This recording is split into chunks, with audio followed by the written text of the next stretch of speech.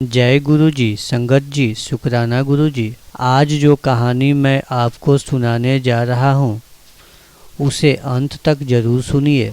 यह कहानी एक ऐसे इंसान की है जिसकी जिंदगी पूरी तरह बदल गई, लेकिन बदलाव अचानक नहीं आया। वह आया विश्वास, सेवा और उम्मीद के साथ। यह कहानी है रमेश की। रमेश दिल्ली के एक छोटे से किराए के मकान में अपनी पत्नी सुनीता, बेटे मोहित और बेटी पायल के साथ रहता था। कभी उसके पास अच्छी नौकरी थी, लेकिन कंपनी बंद होने के बाद वह बेरोजगार हो गया। कई महीनों तक उसने जगह जगह नौकरी ढूंढी, लेकिन हर बार निराश ही हाथ लगी। घर का किराया बाकी था, बच्चों की स्कूल फीस जमा नहीं हो पा रही थी, रसोई में राशन भी कम बचा था। सुनीता अक्सर कहती, रमेश चिंता मत करो, मुश्किल समय हमेशा नहीं रहता। लेकिन रमेश के मन में हर दिन एक ही सवाल रहता, अब क्या होगा। एक शाम वह पार्क की बेंच पर अकेला बैठा था, तभी उसका पुराना दोस्त वहां आया। उसने रमेश के उदास चेहरे को देखकर पूछा, क्या बात है भाई, बहुत परेशान लग रहे हो। रमेश ने गहरी सांस लेते हुए कहा, सब कोशिश कर ली, नौकरी नहीं मिल रही, समझ नहीं आता आगे कैसे चलेगा। विकास कुछ पल चुप रहा, फिर मुस्कुराकर बोला, इस रविवार गुरुजी का जन्मोत्सव बड़े मंदिर में है, मेरे साथ चलो। रमेश ने तुरंत जवाब दिया, मैं वहाँ क्या करूँगा, मेरे पास तो बस का किराया तक मुश्किल से है। विकास ने उसके कंधे पर हाथ रखा। कभी कभी इंसान को अपने दुख किसी ऐसे दर पर छोड़ने चाहिए जहाँ मन की शांति मिले। चलो, कुछ मत मांगना, बस शुक्राना करना। रमेश ने बात तो सुन ली, लेकिन मन में विश्वास और संकोच दोनों थे। रात को जब वह घर पहुंचा तो उसने यह बात अपनी पत्नी को बताई। सुनीता ने कहा, अगर मन कह रहा है तो जरूर जाइए, हो सकता है वहां जाकर आपको हिम्मत मिले। रविवार की सुबह रमेश जल्दी उठ गया। उसने साफ कपड़े पहने और विकास के साथ बड़े मंदिर के लिए निकल पड़ा। जैसे जैसे वे मंदिर के पास पहुंचे, माहौल बदलने लगा। चारों ओर फूलों की सजावट थी, भजन की मधुर धुनें सुनाई दे रही थी। लोग मुस्कुराते हुए एक दूसरे का स्वागत कर रहे थे। कोई सेवा कर रहा था, कोई पानी पिला रहा था, कोई श्रद्धा से बैठकर भजन सुन रहा था। रमेश यह सब देखकर हैरान था। उसने धीरे से पूछा, इतने सारे लोग, सबके चेहरे पर इतनी शांति कैसे है। विकास मुस्कुराया, शायद इसीलिए कि यहाँ लोग उम्मीद लेकर आते हैं और हल्का मन लेकर जाते हैं। दोनों अंदर जाकर बैठ गए। सत्संग शुरू होने ही वाला था। मंच पर भजन गूंजने लगे। पूरा हॉल जय गुरुजी के जयकारों से भर गया। रमेश ने पहली बार महसूस किया कि कई दिनों बाद उसके मन का बोझ थोड़ा हल्का हो गया है। उसने आंखें बंद की और मन ही मन कहा, हे गुरुजी, मैं कुछ मांगने नहीं आया, बस मुझे सही रास्ता दिखा दीजिए। उसी समय मंच से एक बुजुर्ग संगत ने अपनी कहानी सुनानी शुरू की। मैं भी कभी बहुत परेशान था, लेकिन जब मैंने शिकायत छोड़कर शुक्राना करना सीखा, तभी से मेरी सोच बदल गई।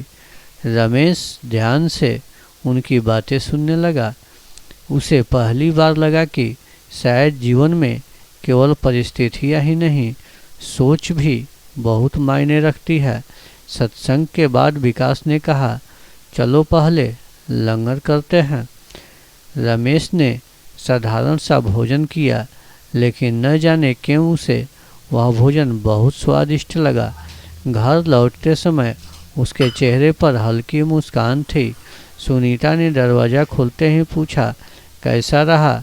रमेश ने कहा, पता नहीं क्यों, लेकिन आज कई दिनों बाद मन को शांति मिली है। उस रात महीनों बाद रमेश को गहरी नींद आई, लेकिन उसे पता था कि अगले ही दिन उसकी ज़िंदगी में एक ऐसी घटना होने वाली है जो उसे पूरी तरह बदल देगी। उसे नहीं पता था कि अगले ही दिन उसकी ज़िंदगी में एक ऐसा मोड़ आने वाला है जिसकी उसने कभी कल्पना भी नहीं की थी। सोमवार की सुबह रमेश रोज की तरह जल्दी उठा। उसने भगवान के सामने हाथ जोड़कर कहा, आज भी मैं पूरी मेहनत करूंगा, बाकी जो होगा वह अच्छे कर्म और ईश्वर की इच्छा पर छोड़ता हूँ। इतने में उसका मोबाइल बजा। स्क्रीन पर एक अनजान नंबर था। रमेश ने कॉल उठाई। दूसरी तरफ से आवाज़ आई, नमस्ते, क्या आप रमेश जी बोल रहे हैं? जी बोल रहा हूँ। हमने आपका पुराना बायोडाटा देखा है। अगर आप आज दोपहर तक इंटरव्यू के लिए आ सकें तो आइए। रमेश कुछ पल के लिए चुप रह गया। उसने तुरंत कहा, जी मैं ज़रूर आऊँगा। फ़ोन कटते ही उसकी आंखों में उम्मीद की चमक लौट आई। सुनीता ने पूछा, किसका फ़ोन था? रमेश ने मुस्कुराते हुए कहा, इंटरव्यू का बुलावा आया है। सुनीता ने कहा, देखिए, परिणाम कुछ भी हो, पूरे आत्मविश्वास के साथ जाइए। इंटरव्यू के दिन रमेश ने अपनी पूरी फाइल निकाली, कपड़े ठीक किए और समय से पहले ऑफिस पहुंच गया। वहां पहले से कई उम्मीदवार बैठे थे। कई लोग उसे ज़्यादा पढ़े लिखे लग रहे थे। एक पल के लिए उसके मन में डर आया, शायद मेरा चयन नहीं होगा। फिर उसे बड़े मंदिर की वह शांति याद आई। उसने मन ही मन कहा, मैं अपना सर्वश्रेष्ठ दूंगा, बाकी जो होगा वही सही होगा। इंटरव्यू शुरू हुआ। अधिकारियों ने उससे कई सवाल पूछे। रमेश ने हर सवाल का ईमानदारी से जवाब दिया। एक अधिकारी ने पूछा, अगर आपको यह नौकरी मिल गई तो सबसे पहले क्या करोगे? रमेश ने मुस्कुराकर कहा, सबसे पहले घर का किराया दूंगा, बच्चों की पढ़ाई जारी रखूंगा और जिन लोगों ने मुश्किल समय में मेरा साथ दिया उनका धन्यवाद करूंगा। उसके जवाब में बनावटीपन नहीं था, बल्कि सच्चाई थी। घर वापसी। इंटरव्यू खत्म हुआ। रमेश बाहर आया। उसे नहीं पता था कि परिणाम क्या होगा, लेकिन इस बार वह पहले जैसा बेचैन नहीं था। उसे लगा कि उसने पूरी ईमानदारी से कोशिश की है। शाम को वह घर पहुंचा। बच्चों ने पूछा, पापा नौकरी मिल गई? रमेश ने मुस्कुराकर कहा, अभी नहीं पता, लेकिन उम्मीद है। उस रात परिवार साथ बैठकर साधारण खाना खा रहा था। कई दिनों बाद घर में तनाव की जगह उम्मीद का माहौल था। एक और आश्चर्य, अगली सुबह फिर मोबाइल बजा। उसी कंपनी से फ़ोन था। रमेश जी बधाई हो, आपका चयन हो गया है। आप अगले सोमवार से काम शुरू कर सकते हैं। रमेश की आंखों में आंसू आ गए। उसने तुरंत सुनीता को यह खबर सुनाई। बच्चे खुशी से उछल पड़े। घर में कई दिनों बाद हंसी गूंज उठी। रमेश ने शांत होकर कहा, यह सिर्फ नौकरी मिलने की खुशी नहीं है, यह विश्वास लौटने की खुशी है। फिर बड़े मंदिर जाने का निर्णय। रविवार आया। रमेश ने विकास से कहा, मैं फिर बड़े मंदिर चलना चाहता हूँ। विकास ने पूछा, इस बार क्या मांगोगे? रमेश मुस्कुराया, इस बार कुछ नहीं, सिर्फ शुक्राना करूँगा। दोनों फिर बड़े मंदिर पहुँचे। इस बार रमेश का चेहरा पहले से अलग था। वह दुख लेकर नहीं, बल्कि कृतज्ञता लेकर आया था। वहाँ उसने देखा कि कई लोग सेवा कर रहे हैं। कोई पानी बांट रहा था, कोई सफाई कर रहा था, कोई लंगर परोस रहा था। रमेश ने चुपचाप सेवा में हाथ बटाना शुरू कर दिया। सेवा करते समय उसके मन में एक बात बार बार आ रही थी, जब मन बदलता है तो इंसान दुनिया को भी अलग नज़र से देखने लगता है। उसे महसूस हुआ कि नौकरी मिलना एक खुशी है, लेकिन उससे भी बड़ी बात यह है कि वह फिर से उम्मीद के साथ जीवन जीने लगा। उसी समय विकास ने कहा, रमेश, असली परीक्षा सफलता के बाद शुरू होती है। रमेश ने कहा, कैसी परीक्षा? विकास मुस्कुराया, जब सब ठीक होने लगे तभी विनम्र रहना, दूसरों की मदद करना और अच्छे कर्म करते रहना। रमेश ने सिर झुका लिया।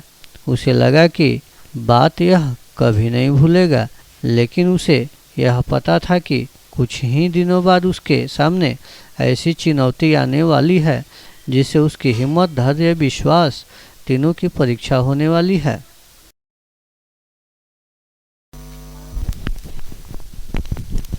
सोमवार की सुबह रमेश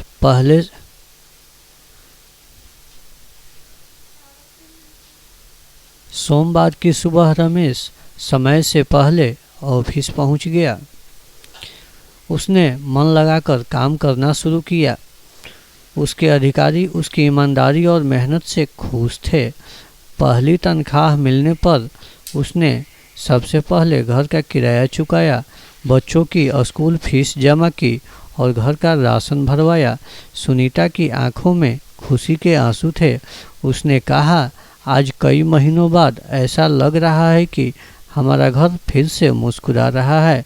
रमेश ने जवाब दिया, यह सिर्फ मेहनत नहीं बल्कि अच्छे समय की शुरुआत है। अब हमें विनम्र रहकर आगे बढ़ना है। अचानक आई नई परेशानी। एक शाम ऑफिस से लौटते समय रमेश को विकास का फोन आया। आवाज़ घबराई हुई थी। रमेश, पिताजी का तबीयत अचानक बहुत खराब हो गई है। डॉक्टर ने तुरंत इलाज करने को कहा है। विकास परेशान था क्योंकि इलाज के लिए बहुत पैसे चाहिए थे। रमेश ने अपनी जेब देखी। उसके पास पहली तनख्वाह से थोड़ी बचत थी। वह पैसे उसने बच्चों की किताबें खरीदने के लिए रखे थे। घर पहुंचकर उसने सारी बात सुनीता को बताई। सुनीता कुछ देर चुप रही, फिर बोली, बच्चों की किताबें कुछ दिन बाद फिर आ जाएंगे, लेकिन अगर किसी की जान बचाने में मदद हो सकती है तो हमें जितना हो सके करना चाहिए। रमेश ने बिना देर किए अपनी बचत विकास को दे दी। विकास की आंखों से आंसू निकल आए। उसने कहा, मैं यह एहसान कभी नहीं भूलूंगा। रमेश मुस्कुराया, यह एहसान नहीं, इंसानियत है। सेवा की असली अर्थ। कुछ दिन बाद रविवार आया। रमेश फिर बड़े मंदिर पहुंचा। इस बार उसने सिर्फ दर्शन किए। वह सेवा में लग गया। कभी जूते घर में व्यवस्था करता, कभी पानी पिलाता, कभी लंगर में लोगों को बैठने में मदद करता। एक बुजुर्ग संगत ने उसे देखकर कहा, बेटा, सेवा वही नहीं जो सबको दिखाई दे, सेवा वह भी है जो बिना नाम और बिना प्रशंसा के की जाए। रमेश ने हाथ जोड़कर कहा, मैं तो बस सीखने आया हूँ। जीवन ने फिर लिया मोड़। करीब 2 सप्ताह बाद कंपनी में अचानक एक बड़ी बैठक बुलाई गई। सब कर्मचारी घबराए हुए थे। मैनेजर ने बताया, कंपनी को आर्थिक कठिनाइयों का सामना करना पड़ रहा है। कुछ विभागों में कर्मचारियों की संख्या कम करनी पड़ेगी। पूरा ऑफिस सन्न रह गया। रमेश ने मन में फिर वही पुराना डर लौट आया। रमेश के मन में फिर वही पुराना डर लौट आया। क्या मेरी नौकरी फिर चली जाएगी? वह रात भर सो नहीं पाया, लेकिन इस बार उसने शिकायत नहीं की। सुबह उठकर उसने खुद से कहा, डरने से कुछ नहीं बदलेगा। मैं अपना काम पूरी ईमानदारी से करता हूँ। कुछ दिनों बाद सभी कर्मचारियों को एक एक करके मैनेजर के कमरे में बुलाया जाने लगा। जब रमेश की बारी आई तो उसके कदम भारी थे। मैनेजर मुस्कुराते हुए बोले, रमेश, हमने पिछले कुछ महीनों में तुम्हारा काम देखा है। समय पर आना, मेहनत, ईमानदारी और टीम की मदद करना, यह सब बहुत महत्वपूर्ण है। रमेश चुपचाप सुनता रहा। मैनेजर ने आगे कहा, हमने फैसला किया है कि तुम्हारी नौकरी सुरक्षित रहेगी। इतना ही नहीं, तुम्हें नई जिम्मेदारी भी दी जाएगी। रमेश को विश्वास ही नहीं हुआ। वह बाहर निकला तो उसकी आंखें नम थी। उसे महसूस हुआ कि कठिन समय में घबराने के बजाय अपने कर्म पर ध्यान देना ही सही रास्ता है। शाम को वह फिर बड़े मंदिर गया। उसने किसी से अपनी सफलता का जिक्र नहीं किया। वह चुपचाप बैठकर मन ही मन बोला, मुझे हमेशा सही रास्ते पर चलने की ताकत देना। उसी समय उसके पास एक बुजुर्ग व्यक्ति आकर बैठे और मुस्कुराते हुए बोले, बेटा, जब इंसान सफलता मिलने के बाद भी विनम्र रहता है तभी उसकी असली यात्रा शुरू होती है। रमेश ने उनकी ओर देखा। उनकी बात उसके दिल में उतर गई, लेकिन उसे नहीं पता था कि आने वाले दिनों में एक ऐसी घटना होने वाली है जो उसके पूरे परिवार की सोच बदल देगा। एक शाम रमेश ऑफिस से घर लौटा तो उसने देखा कि उसकी बेटी पायल बिस्तर पर लेटी हुई थी। उसके चेहरे पर कमजोरी साफ दिखाई दे रही थी। सुनीता घबराई हुई बोली, सुबह से तेज बुखार है। डॉक्टर ने कहा कि कुछ जांचें करानी होगी। रमेश तुरंत पायल को अस्पताल लेकर गया। डॉक्टर ने जांच के बाद कहा, घबराइए मत, इलाज समय पर शुरू हो गया है। कुछ दिन आराम और दवाइयों की ज़रूरत होगी। रमेश ने राहत की सांस ली, लेकिन उसके मन में चिंता बनी रही। उस रात पूरा परिवार पायल के पास बैठा था। पायल ने धीमी आवाज़ में पूछा, पापा, मैं जल्दी ठीक हो जाऊंगी ना? रमेश ने उसका हाथ पकड़कर मुस्कुराते हुए कहा, बिल्कुल बेटा, हम सब तुम्हारे साथ हैं। उसने मन ही मन प्रार्थना की कि परिवार को हिम्मत मिले और सब ठीक हो जाए। अगले रविवार रमेश फिर बड़े मंदिर गया।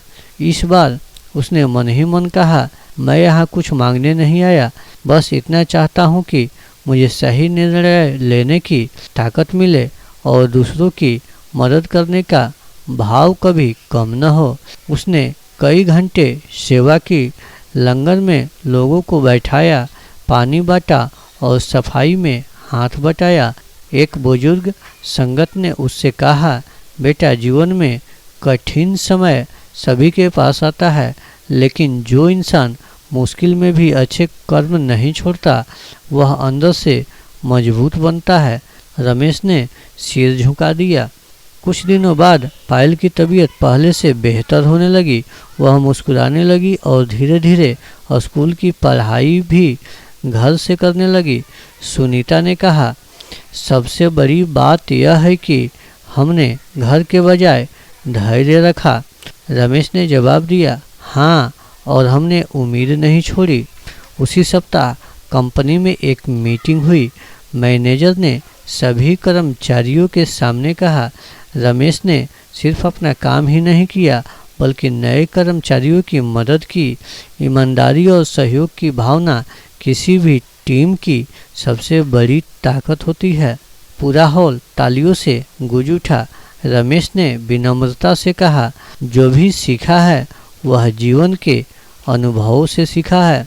कुछ दिन बाद विकास ने कहा, याद है पिछले साल हम पहली बार गुरुजी के जन्मोत्सव में आए थे? उस दिन तुम बहुत परेशान थे। रमेश मुस्कुराया, हाँ, उस दिन मैं उम्मीद ढूंढने आया था, आज मैं शुक्राना करने आया हूँ। दोनों कुछ देर चुपचाप बैठे रहे। मंदिर में भजन और मधुर धुन गूंज रही थी। लोग सेवा कर रहे थे, बच्चे मुस्कुरा रहे थे। रमेश ने महसूस किया कि उसके जीवन में सबसे बड़ा बदलाव सिर्फ परिस्थितियों का नहीं बल्कि उसके सोचने के तरीके का हुआ है। लेकिन कहानी अभी खत्म नहीं हुई। उसी रात रमेश के मोबाइल पर एक फ़ोन आया। फ़ोन करने वाला उसका पुराना ऑफिस का मालिक था। उसने कहा, रमेश, मुझे तुमसे एक ज़रूरी बात करनी है। क्या तुम कल मिल सकते हो? यह तुम्हारे भविष्य से जुड़ी बात है। रमेश कुछ पल के लिए चुप रह गया। उसे समझ नहीं आया कि इतने महीनों बाद अचानक यह फ़ोन क्यों आया। क्या यह कोई नया अवसर था या फिर उसकी ज़िंदगी में एक और बड़ा मोड़ आने वाला था। सुबह रमेश समय पर पुराने ऑफिस पहुंचा। ऑफिस पहले जैसा नहीं था, कई नए चेहरे थे। मालिक ने मुस्कुराकर उसका स्वागत किया और कहा, रमेश बैठो, मुझे तुमसे एक बात स्वीकार करनी है। रमेश चुपचाप बैठ गया। मालिक ने कहा, जब कंपनी मुश्किल दौर से गुजर रही थी तब हमें कई लोगों को हटाना पड़ा। उस समय मुझे लगा था कि तुम शायद आगे नहीं बढ़ पाओगे, लेकिन पिछले कुछ महीनों में मैंने तुम्हारे बारे में बहुत अच्छी बातें सुनी है। रमेश हैरान होकर सुनता रहा। मालिक ने आगे कहा, जहाँ तुम अभी काम कर रहे हो वहाँ के मैनेजर मेरे पुराने मित्र हैं। उन्होंने बताया कि तुम ईमानदार हो, समय के पाबंद हो और हर किसी की मदद करते हो। ऐसे लोग बहुत कम मिलते हैं। फिर उन्होंने मेज पर एक फाइल रखी। मैं एक नई कंपनी शुरू कर रहा हूँ। मैं चाहता हूँ कि तुम वहाँ सुपरवाइज़र के रूप में काम करो। वेतन पहले से बेहतर होगा और आगे बढ़ने का पूरा अवसर भी मिलेगा। रमेश की आंखें भर आई। उसने धीरे से कहा, सर, मुझे नौकरी से ज़्यादा आपकी यह बात खुशी दे रही है कि आपने मेरे काम पर भरोसा किया। जब रमेश घर पहुंचा और उसने यह खबर सुनाई तो सुनीता की आंखों में खुशी के आंसू आ गए। बच्चे ताली बजाने लगे। सुनीता बोली, देखिए, जब इंसान मेहनत और ईमानदारी नहीं छोड़ता तो देर ही सही उसका फल जरूर मिलता है। रमेश मुस्कुराया। हाँ, और सबसे ज़रूरी बात है, मुश्किल समय में उम्मीद नहीं छोड़नी चाहिए। कुछ सप्ताह बाद फिर गुरुजी का जन्मोत्सव आया। इस बार रमेश पूरे परिवार के साथ बड़े मंदिर पहुंचा। उसके हाथ में कोई लंबी इच्छा सूची नहीं थी। उसने बस सिर झुकाया और मन ही मन कहा, आज मैं कुछ मांगने नहीं आया हूँ, मैं सिर्फ धन्यवाद कहने आया हूँ कि कठिन समय में भी मुझे सही रास्ते पर चलने की हिम्मत मिली। उस दिन पूरा परिवार सेवा में जुड़ गया। सुनीता लंगर सेवा में, रमेश पानी की सेवा में, बच्चे सफाई और व्यवस्था में मदद कर रहे थे। सेवा करते करते रमेश को एहसास हुआ कि असली खुशी केवल पानी में नहीं बल्कि बांटने में है। कुछ महीनों बाद रमेश ने अपने मोहल्ले में कुछ बेरोजगार युवाओं की मदद शुरू कर दी। वह उनके बायोडाटा बनवाता, इंटरव्यू की तैयारी करवाता और जहाँ भी नौकरी की जानकारी मिलती उन्हें बताता। एक दिन विकास ने पूछा, इतनी मेहनत क्यों करते हो? रमेश मुस्कुराया और बोला, जब मैं कठिन समय में था तब लोगों ने मेरा हौसला बढ़ाया। अब मेरी बारी है कि मैं किसी और का हौसला बनूं। संगत जी, जीवन में हर इंसान के सामने कठिन समय आता है, लेकिन कठिन समय हमेशा नहीं रहता। अगर हम मेहनत, ईमानदारी, सेवा, सकारात्मक सोच और कृतज्ञता का भाव बनाए रखें तो धीरे धीरे परिस्थितियाँ बदल सकती है। सबसे बड़ा चमत्कार कई बार बाहर नहीं बल्कि हमारे अंदर होता है। जब हम डर की जगह हिम्मत, शिकायत की जगह शुक्राना और निराशा की जगह उम्मीद चुनते हैं। अगर आपको यह प्रेरणादायक कहानी पसंद आई हो तो वीडियो को लाइक करें, कमेंट में लिखें जय गुरुजी, शुक्राना गुरुजी, और यह भी बताइए कि आप किस शहर या गांव से यह कहानी सुन रहे हैं। अगर आप पहली बार हमारे चैनल पर आए हैं तो चैनल को सब्सक्राइब करें, बेल आइकन जरूर दबाएं ताकि ऐसी प्रेरणादायक कहानियाँ आप तक पहुँचती रहे। जय गुरुजी।